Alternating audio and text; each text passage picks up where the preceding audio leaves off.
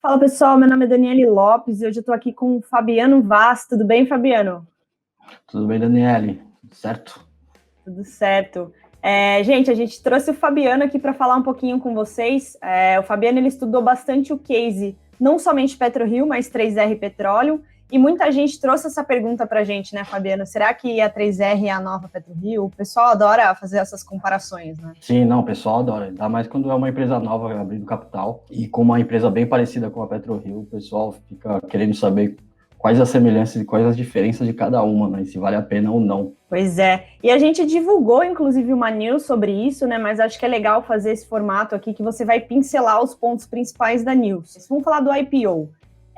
Explica um pouquinho como é que foi o IPO da 3R, o que é interessante para os investidores saberem. É uma empresa super nova na Bolsa, né? Então, a 3R, na verdade, ela já tem uma história antes do IPO, né? Mas ela nasceu de uma incorporação de duas empresas, a 3R, a antiga 3R, e a Ouro Preto Óleo e Gás. E a partir dessa incorporação das duas, em 2020, nasceu o que conhecemos hoje, a 3R Petróleo. A 3R Petróleo, ela revitaliza campos maduros onshore, aqueles campos em terra, e offshore em águas rasas no mar. Os campos maduros são aqueles que, após vários anos de produção, começam a ficar desinteressantes para as grandes petroleiras, né, como a Petrobras, e elas vendem esses campos para empresas como a PetroRio e a 3R hoje. Então, a 3R nasceu para explorar campos maduros, bem parecido com o que faz a PetroRio. Legal. E como que você compara, né, as histórias de... Eu não quero dar spoilers da história de PetroRio, que eu também conheço um pouco mais, mas conta um pouquinho para o pessoal que está chegando agora sobre a antiga PetroRio. Então, as histórias das duas são bem parecidas. Tanto a PetroRio, que na época chamava HRT,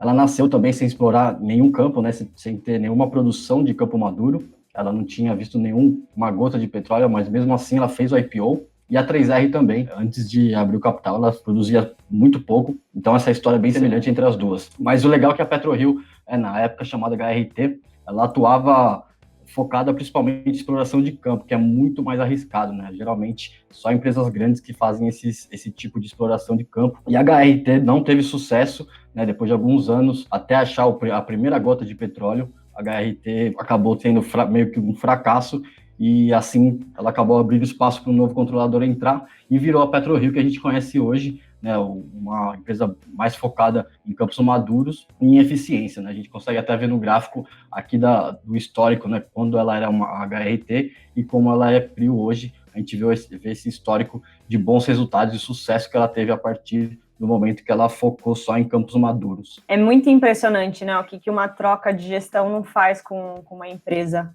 Saiu da massa falida ali da HRT e olha os resultados de PetroRio hoje, né? Mas deixa eu fazer uma provocação aqui também, que é a pimentinha do histórico dessas empresas exploradoras de petróleo, né? Vamos falar da OGX e toda aquela história de Ike Batista. Acho legal comentar, até porque os investidores mais recentes na Bolsa, eles fazem essas associações, né? Então, quando a PetroRio saiu desse processo de mudança aí de HRT para PetroRio, todo mundo ficou com aquela coisa, putz, mas e a OGX? PetroRio é a nova OGX? E agora a PetroRio deu certo, veio o 3R, a 3R é a nova PetroRio. Então, como que a gente tira essas associações aí? Como que era a OGX e, enfim, como é que ela não se conecta ou se conecta com as duas? A OGX, ela nasceu numa época que o Brasil ainda é aquele país do futuro, né? A OGX nasceu como entre as campeãs nacionais. E a gente lembra bem daquela capa da revista The Economist, né? Que é o Cristo Redentor voando, né? Alcançando o céu.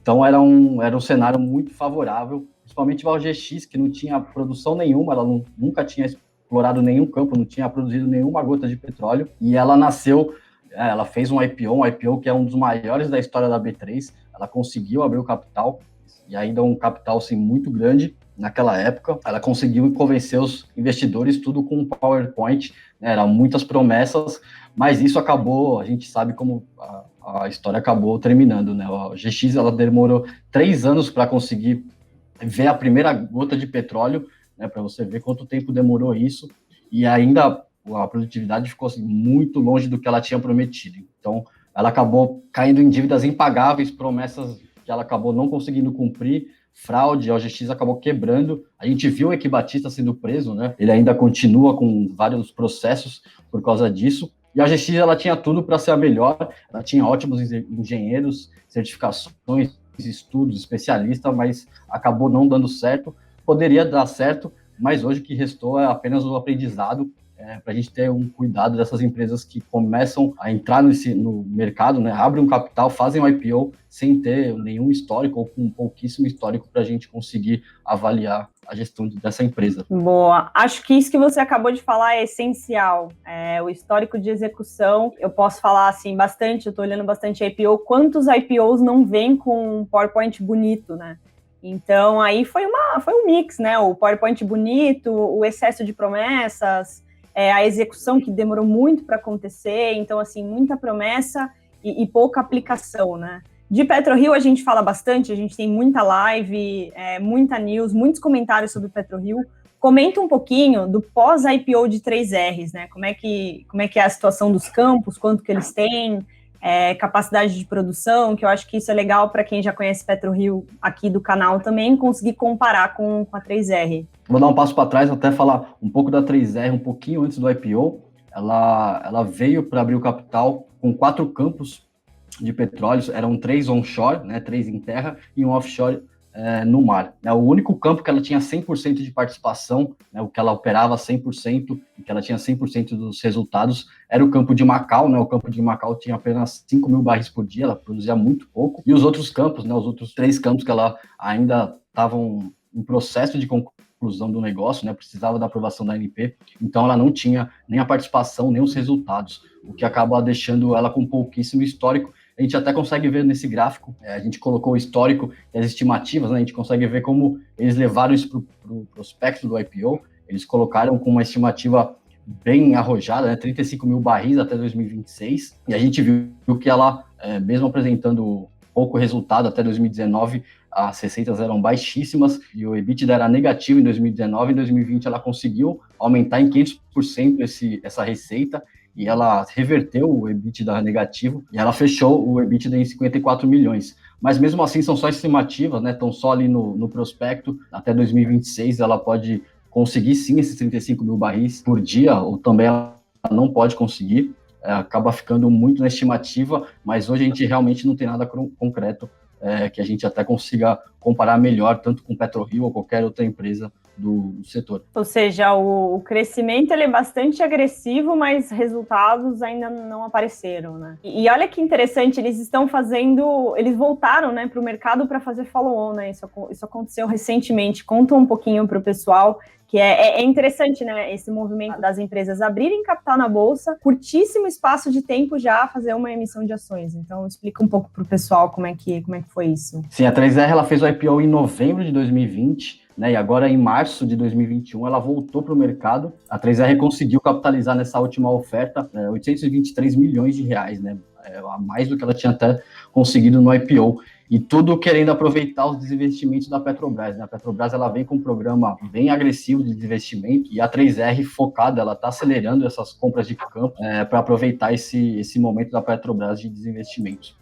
Mas o que foi interessante nessa oferta é que, ao contrário do que ela falou no IPO, ela focou também em campos offshore, mas em águas profundas, né? O que a PetroRio faz. A PetroRio explora também campos em águas profundas. Esses campos acabam precisando de bem mais investimentos do que um onshore em águas rasas, e por isso que até na época do IPO ela falava sempre que o foco maior dela era em águas rasas, né? Agora ela mudou um pouco o discurso dela, o que é um pouco estranho para a gente, mas focando agora nesses campos de águas profundas. Então, acho que até olhando um pouco a PetroRio, ela acabou vendo o sucesso da PetroRio em campos maduros, né, em águas profundas, e começou a olhar esses campos como oportunidade.